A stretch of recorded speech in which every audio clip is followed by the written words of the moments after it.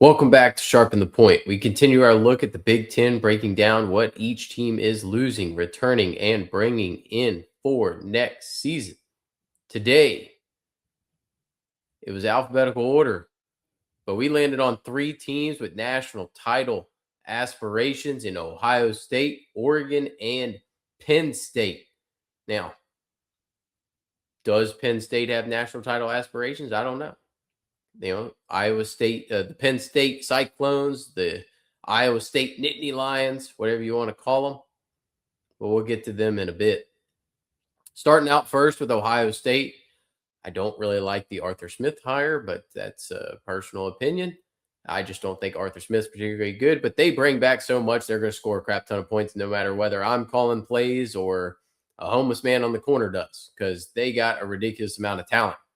Julian Sayin returns after just an absolute monster season. He was in the Heisman consideration. I believe he'll be in the Heisman consideration again. He does lose his primary backup in Lincoln Kindholtz, who's going to start at Louisville now. They don't have too many concerns, though. Tavian St. Clair, highly touted prospect, still there waiting in the wings.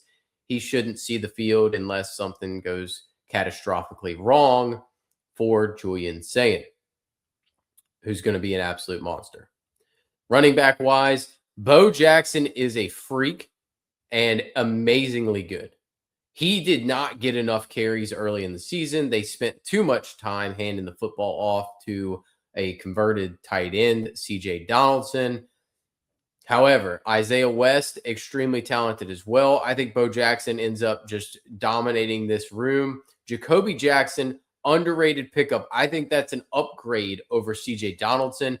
Jackson was banged up last season, barely played for Florida, but it was a very good complementary piece with Jaden Baugh. And the fact that he was able to take Jaden Baugh off the field at all means that he is going to be highly productive in any situation he's put into. Love that pickup for a depth piece. You end up with Jackson, West, and Jackson as your trio. I think that's a perfectly good trio, no doubt about it. James Peoples, highly disappointing. He ended up being kind of just replaced by Bo Jackson early in the season. Penn State going there. We'll see on that one. I'm not a Peoples guy. I didn't think he was particularly good. Carnell Tate departs the room. Does it particularly matter? I don't know. They recruit so well at wide receiver. Brandon Ennis, former number one recruit, he'll pair with Jeremiah Smith as the primary options on the field. Mylan Graham was a big transfer out. Quincy Porter, same thing. Notre Dame did a nice job coming in, swooping, saying, hey, we'll give you the option to be the top guy here. So they lose some depth, do replace it fairly well. Devin McEwen was a highly productive player at UTSA. He will do a very nice job. Will he be a superstar or a guy that cracks into the top three? Probably, maybe. I think Chris Henry Jr. is likely to have a role right out the gate as the top recruit in the country for the wide receiver position. He's not Jeremiah Smith. He's more Brandon Ennis, but I do think he can crack in and be one of the guys on the field pretty consistently right out of the gate. Kyle Parker, he played pretty well for LSU last season, showed some flashes here and there for a weird wide receiver room at best, I would say there. He's a guy that can be on the field, plays pretty well. They're really helping that trio of Henry, Parker, and McEwen to replace the Tate, Graham, Rogers, Porter situation, mainly Porter, Graham, and Tate. With those guys leaving, that trio kind of is popping in right there to slot in behind Jeremiah Smith, who is the best wide receiver in the country. I always say Cam Coleman is closer to Jeremiah Smith than he is the field, but he's still very clearly the best player in the country. He's the best player in the country. It's not even close. So Jeremiah Smith could be number one in this offense, but they're going to spread it around a little bit. I do expect McEwen, Henry, Parker, and Ennis to be on the field a good bit as well. Tight end wise, Max Clare had an underrated season. I would say people don't know how well he played. He was a safety blanket, very good. I think that they will miss him a good bit. Merrick, they will also miss to an extent. He was able to kind of be very solid in the run game. Mason Williams from Ohio and Hunter Welsing, they're going to step in replacing those two. I'd expect them to see some time. Nate Roberts could get a little bit of action as well, expanding his role, but I would expect the two transfers from Ohio and Northwestern to step in as the primary options at the tight end position. Offensive line wise, they are still in amazing shape. They are going to be extremely stout along this front. It could be one of the better units in the country. They're going to be protecting one of the better quarterbacks in the country who throws to one of the best wide receivers in the country, who has one of the best running backs in the country. This is going to be a stout offense, period, point blank, end of story. Do not expect any sort of drop off from anything. They are going to be great, period. They are going to be unbelievable on all facets of the offensive side of the football. Points will be a plenty, even with Arthur Smith being a limiting factor. Defensively, Matt Patricia had a hell of a good year. He was a great addition for them. Maybe it's an Arthur Smith situation. Who knows? Caden McDonald being gone. Caden Curry, a lot of sacks lost out of that. We know these guys are going to be deep and they're going to be dominant. I expect Will Smith Jr. to take a little bit of a step this season. Edric Houston and Kenyatta Jackson return to be just absolute demons along that front. They're deep. They're dominant. No surprises whatsoever. Bringing in Quay Russaw from Alabama only adds to the depth and to the dominance along that front. James Smith, Corey Wilder, John Walker. I mean, it's a unbelievable set of riches that they have. You'll see these other teams. It's actually very interesting. So these truly elite teams like in Ohio State and Oregon, you'll see the top end will be NFL draft or graduations, right? And there'll be a little bit there. And all of the transfers are going to be the bottom end of the roster. They're churning that bottom end, right? That's something that you see a lot in business. Is a lot of the best businesses in the country, the best minds in the country say you want to churn the bottom 10%, 15% of your roster, we'll say. Very similar here. They're churning the bottom portion of their roster. Are they going to miss every once in a while? Yeah, they're going to miss. Miami missed before. Georgia's missed and sent the kid who went from Georgia to Missouri and ended up being one of the better sackers in the country. And then he transfers to Miami. But they don't lose top end talent because they pay to keep it and they pay to go get the rest of the top end talent. So they're going to continue to churn that bottom end, but that top end is going to remain elite. Linebacker wise, losing Sonny Styles is going to hurt. Losing Arvell Reese going to hurt. They will be good no matter what. Peyton Pierce going to step right in, pick up where he left off.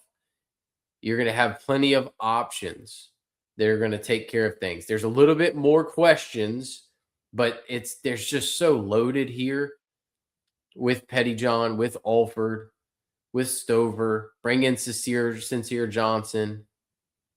Bring in Christian Allegro. These guys are all very good players.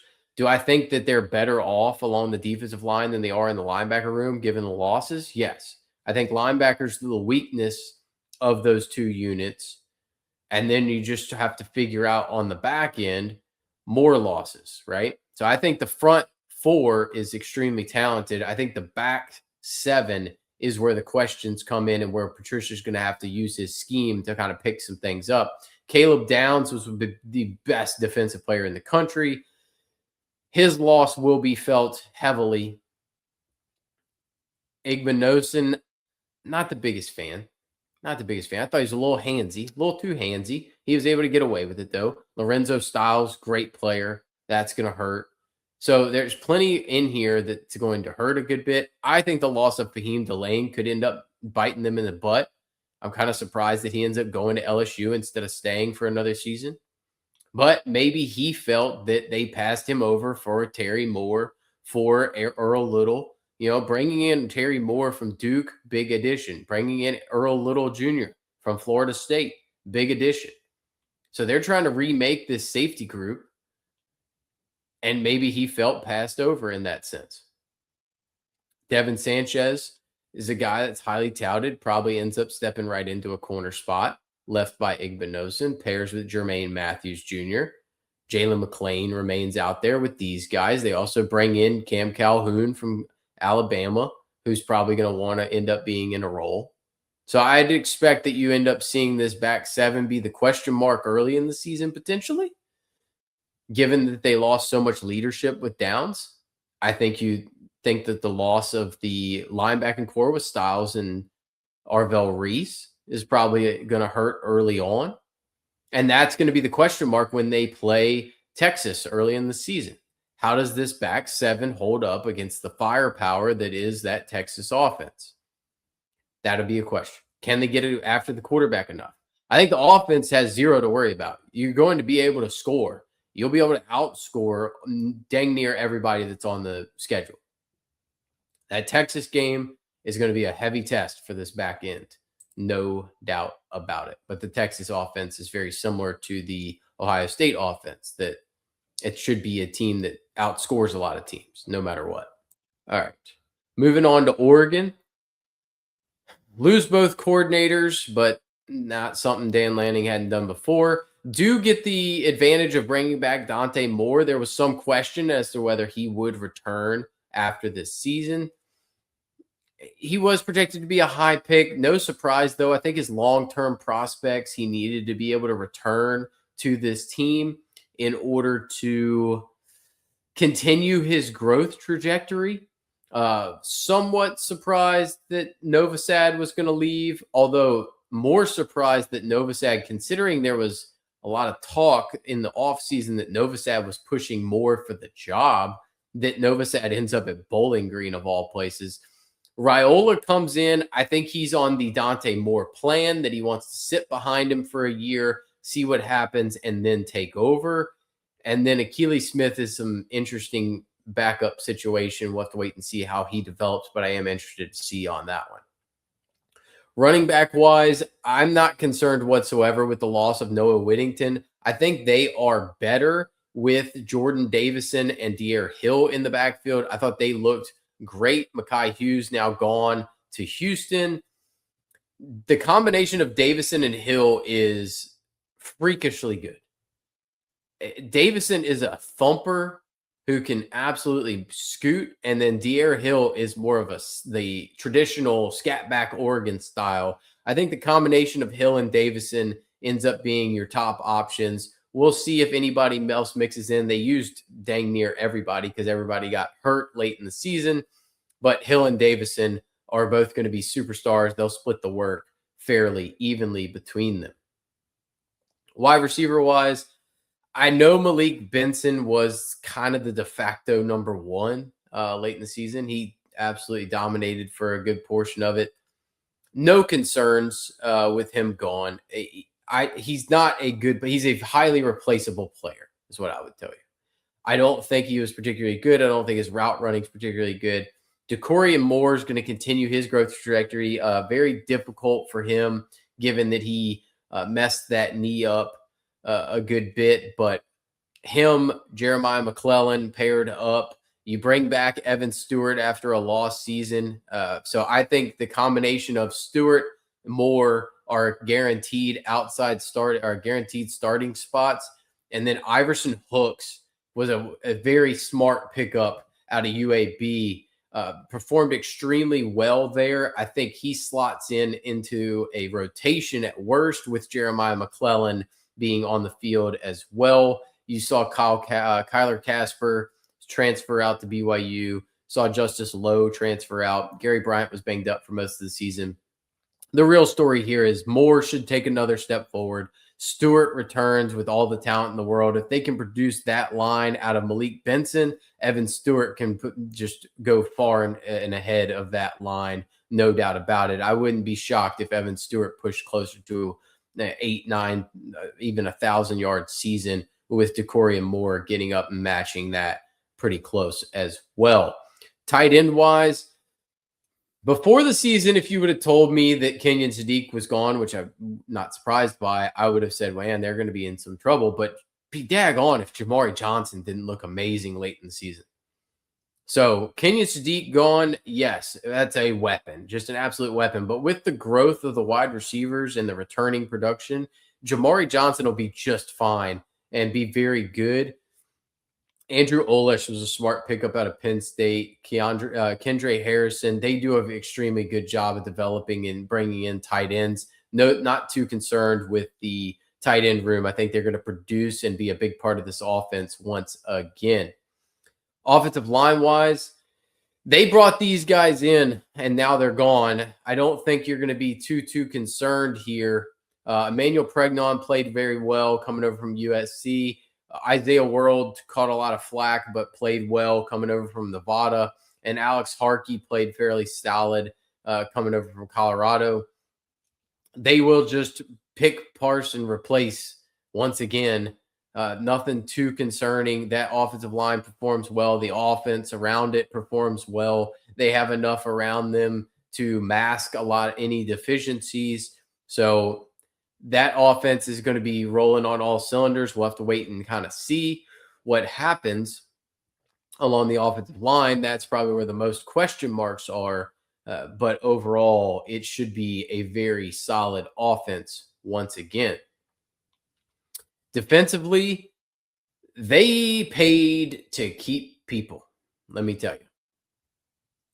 Because keeping Mateo Uiagalelei and getting him to not go to the draft, Tatum Tuioti staying, Amari Washington staying, and Bear Alexander, who they somehow managed to buy in to the program, is just absolutely crazy. So this defensive line is stacked. So yes, all these guys transferred from behind them. They just brought in more. You bring in DeAndre Robinson from UNC. You bring in Anthony Jones, a Tony Cumberland. They keep developing guys. They're going to be stacked along this defensive line. It's crazy good. No doubt about it. Loss of Bryce Betcher will hurt. No doubt about it. He was very, very good. I really enjoyed watching him play. His mindset, he's kind of a heat-seeking missile aspect of his game. Really like him. Will miss watching him play. Jerry Mixon, Devin Jackson, Dylan Williams, they are still stacked here. So no concern on that end. And then in the secondary, they're still stacked. This defense could be one of the better ones in the country, realistically. Brandon Finney, really liked him on the outside last season. He just came on very strong, dominated my JMU team pretty well. Played great. Aaron Flowers, very good. Dylan Thieneman was kind of the safety blanket, but not necessarily the playmaker. So, that's not a Caleb Downs-esque loss. He helped them and was good, but they just brought in so much youth and got it to play so well on the back end of this thing, especially on the outside, that now you just bring in all of these safeties. You bring in Coy Parrish to come right in and step in. This secondary is elite with Coy Parrish, with a Carl Williams, with the young corners that they already had. It's impressive. It's impressive. So I would expect this Oregon defense to be the star of the show, and the offense is very good. Whereas there's a lot more questions with Ohio State's back seven than Oregon's back seven by comparison. Offense still stout, a little bit more concerned with the offensive line on the Oregon side. But I think this is a very tough team and a top 10 worthy ranking early in this season. Moving on to the Penn State Cyclones, a.k.a. Iowa State Nittany Lions, with Matt Campbell coming over. I thought it was a great hire. I thought that's where they should have gone from the beginning. They're going to have a lot of roster turnover. Drew Aller's gone. Grunkenmeyer gone. I don't care. You guys, if anybody's watched any of my content for any sense of time, I think Rocco Beck's one of the better quarterbacks in the country. I will go to war with Rocco Beck anytime. He is the goose to my Maverick. I love Rocco Beck. He will will a team to victory. His stats will not pop off the page, but he is going to win you games. So be happy that you have Rocco Beck right out the gate. Running back wise, I am moderately concerned, I will say. I'm used to this team being very good at running back. Katron Allen had a hell of a good year. Nick Singleton sucked. I think Quentin Martin is the future of this team. I am concerned that they're going to lean on Carson Hansen, and it will not get the job done in the Big Ten. Big 12, Carson Hansen, fine. Big 10, not necessarily. Maybe James Peoples has a resurgence. I'm kind of hoping that Quentin Martin steps up, takes the bull by the horns, and ends up being the guy. But that's a wait and see situation. I think they have depth. I think they'll be fine here with that trio at the top. But I don't want them to end up leaning on Hansen, and then that's going to in turn force Rocco to have to take on all of the responsibility. Wide receiver wise, Trevor Pena was overpaid and under delivering. Devontae Ross was exactly what I expected him to be. Kyron Hudson, exactly what I expected him to be. There's a lot of questions here. Because I don't know that Eskildson can deliver the results he delivered from a year ago, which was more of a shot play guy. I thought Chase Sowell was going to be a lot better than he ended up being after his great season at East Carolina, and it did not translate to Iowa State. He had a bit of the drops issue. He had a difficulty getting on the same page as Rocco early in the season. He had some issues with running routes properly and getting the proper depth. They're going to need guys to step up. I do not love that this is the Iowa State receiving room from last season. I do not like that at all. I wish that they had another guy.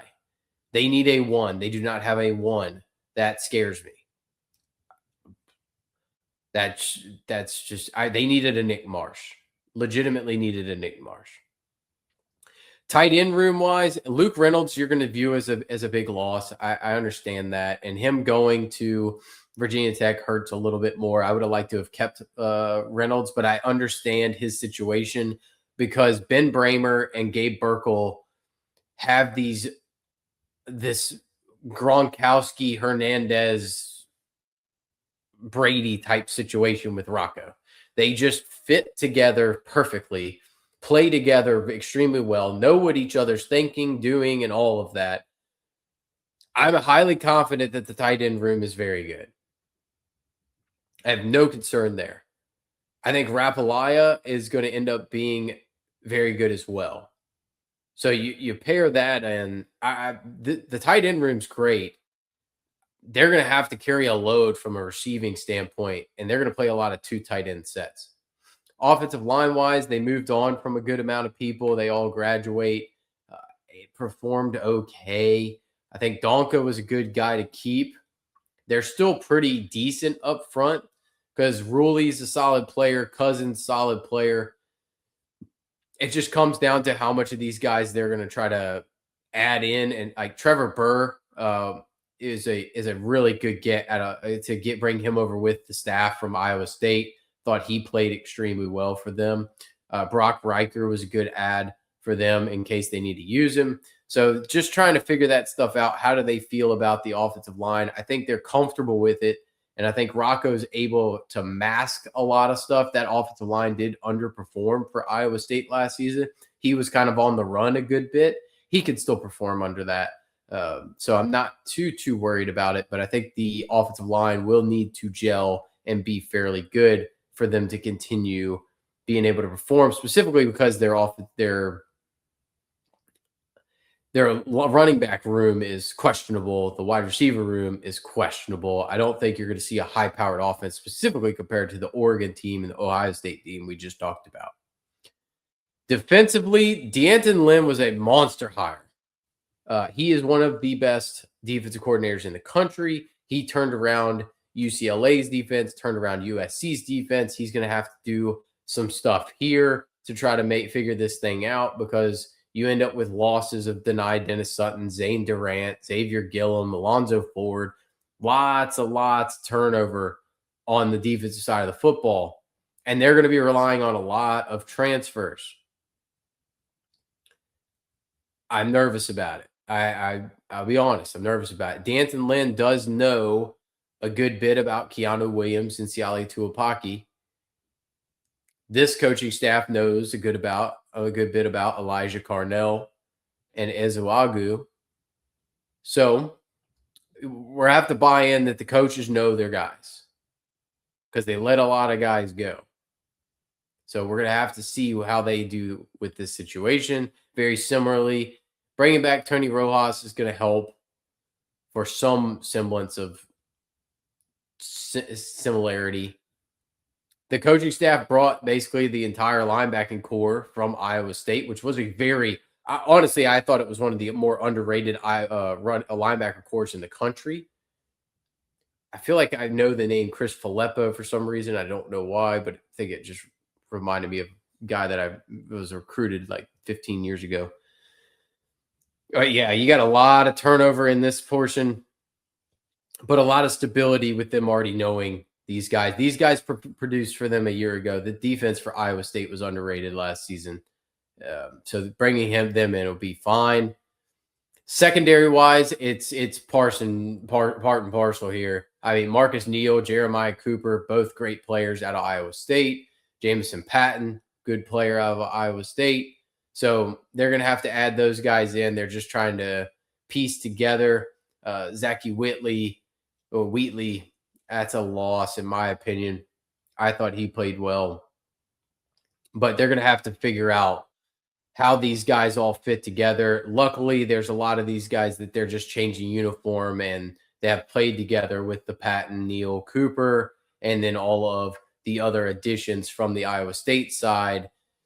It was a very underrated defense, a very good defense a year ago, but can it translate to the Big Ten? I would have my expectations be lower, that this is more of a middling team than a contending team.